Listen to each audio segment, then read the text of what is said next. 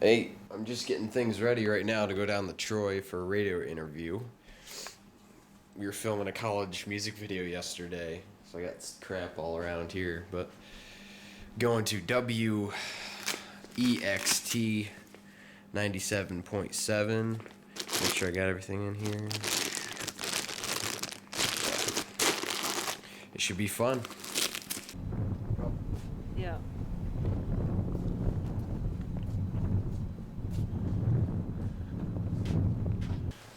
This is also the public TV station and the Knoxville radio station now. You said you guys got my new song too, right? I'm Waiting. Yep. Yeah, that's what we're airing.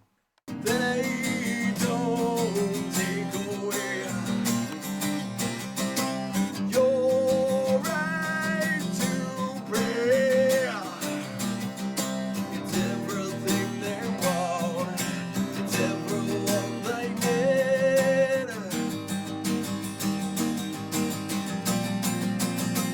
It's alright.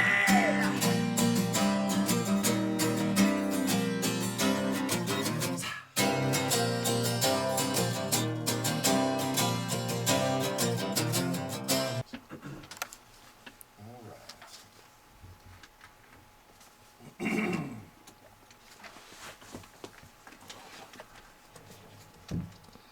9770 XT, it's local 518, Frank Palangi on our studio here today.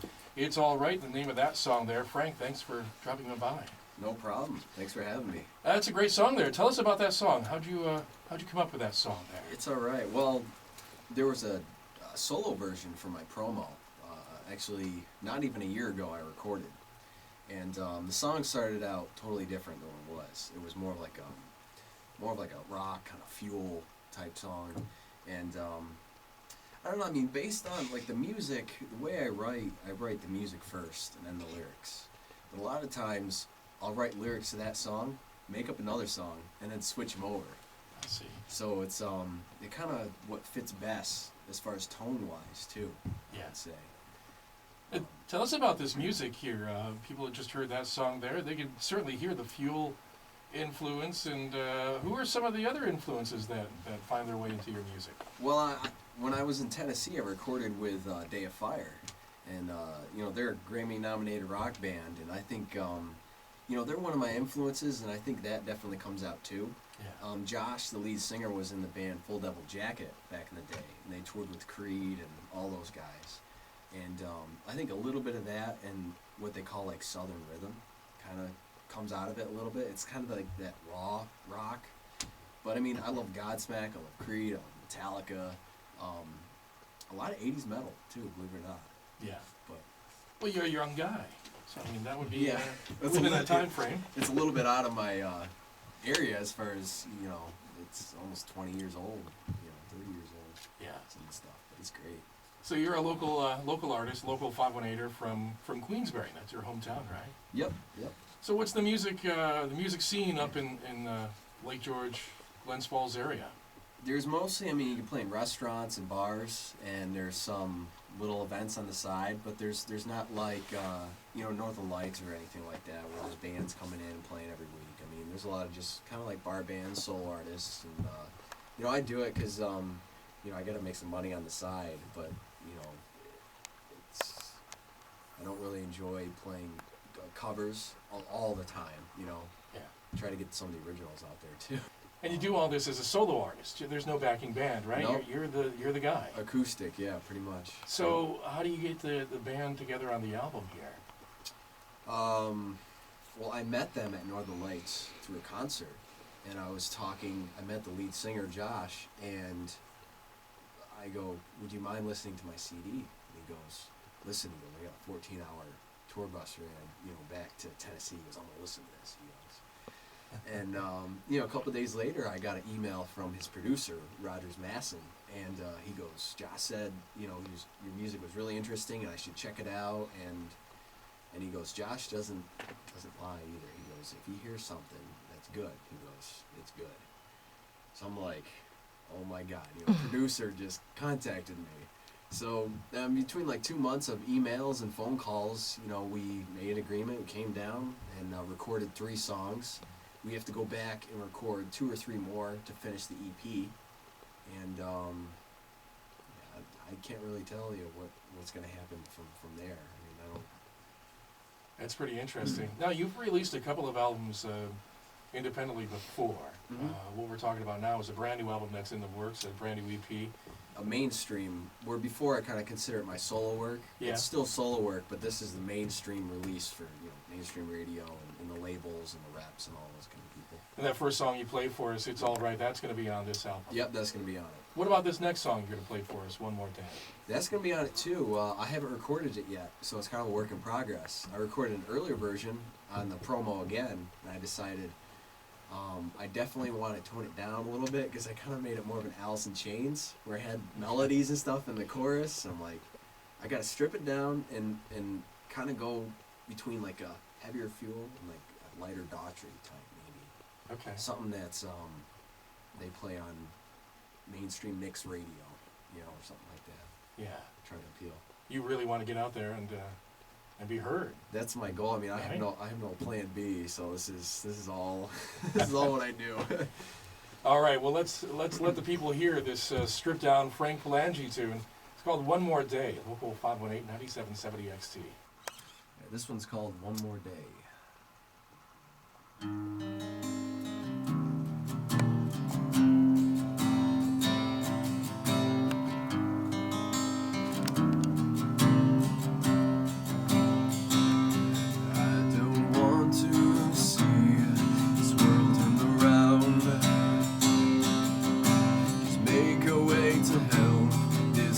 That's upside down, and even if you find somewhere it might have to be the end of days, I see what could I need to feel. One more day in this place.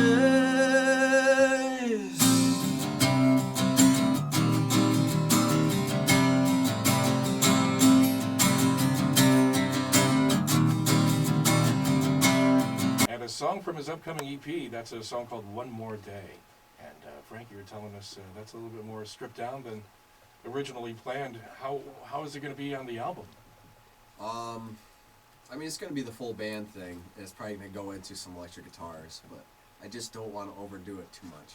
I don't want it to come off like I'm Waiting, or It's Alright, where it feels like more of a hard rock song. It's Yeah. got to be a little bit more mellow. Yeah. Well, you talked about your influences earlier. When did you get into music? Well, I've been playing out since 2005. I had a high school band. You went to Yeah. Queensbury High, right? Yeah, oh yeah. I mean, I've been playing guitar for 10 years now, and I didn't get into music until it's got to be like 2001, 2002. First thing I ever heard was Ozzy's Blizzard of Oz. I was like, what is this type of music? It was very strange to me because the only thing I listened to was movie soundtracks. Huh. And some of my influences come from John Carpenter himself with all his movie scores. And for your horror fans out there, if you really listen to the riff of I'm Waiting, it's got a little bit of Halloween in it. I like that. But That's pretty neat. So, I mean, what was your attraction to pick up a guitar? Was that your first instrument? yes, yeah, it was that and drums after. And I told my mom for about 2 years, I can't sing. She's like, why are you singing? I go, I can't sing. So I just started out mumbling, and then I started out talking. And then I started, you know, stuff like that. And I'm like, just worked my way up. I'm like, you know what? I'm just going to try to sing it out, sort of like what Def Leppard or something does. Yeah. So I just started yelling. And I did a lot of yelling, and that led into more singing, which was surprising. So you're self-taught. You really Yeah. never really had any formal training. No, I mean, All right, that's pretty cool. Where can people typically catch you playing out at? Queensbury to Albany, that's a range. I mean, I play at JP Bruno's a lot. There's Downham's Bay and Lake George. Yeah. I'm all over the place. I'll play in weird places too. Never. It's like, has anyone even played in here before? Hey, if there's a space, you can do it. I guess, yeah. I'm up for anything. So. And your website, you're on MySpace, myspace.com/Frank Palangi Rocks. Yep. And you're also on Facebook. You can find you there. Facebook, Twitter. You can Google my name and find a whole bunch of crap. And actually, the I'm Waiting release is on iTunes and Amazon and So- available online. People should definitely check it out there. We're playing it here on EXT. Really great stuff. Really wish you well. What's the immediate plans for the future here? Well, I got to get the EP done, and from there we're gonna have labels and tour guys and stuff listen to it and see what happens. So, a couple different things can happen. You know, I don't really know what is gonna happen. Best case scenario, somebody listens to it, they like it, and you get signed. Or you work your way up to a little bit and you do a tour first, and the labels kind of watch over you, see how you're doing. But Yeah. like my producer said, he goes, it only takes one person to listen to your music and to believe in it like we did. And he goes, I can pitch it to 20 guys, and they might not get it. They might say, you know what, we have too many artists right now, or whatever the reason is. Yeah. I mean, through all my websites I promote to the fans, and I do a lot of researching. Like, to give you an idea, I spent 3 days emailing every single college radio station there is in the U.S. Wow. There's databases and stuff you can find it. As long as it's not like jazz oriented or something. But I'll go through, just email all those stations. There's regular radio stations. I've emailed some record companies. I've emailed even linking up with other musicians. Whether it's Day of Fire or whether it's, a retired kind of 90s band. There's a band from England called Holy Rage, which is the original singer of Judas Priest, and he got to be on my movie soundtrack that I made. Wow. So I have contacts with them and talking with them. They're awesome, really great. That's pretty interesting. Networking really, Yeah. and to keep your eyes open, and you have to go into every little outlet too. You have to really market yourself. How has all that work paid off for you?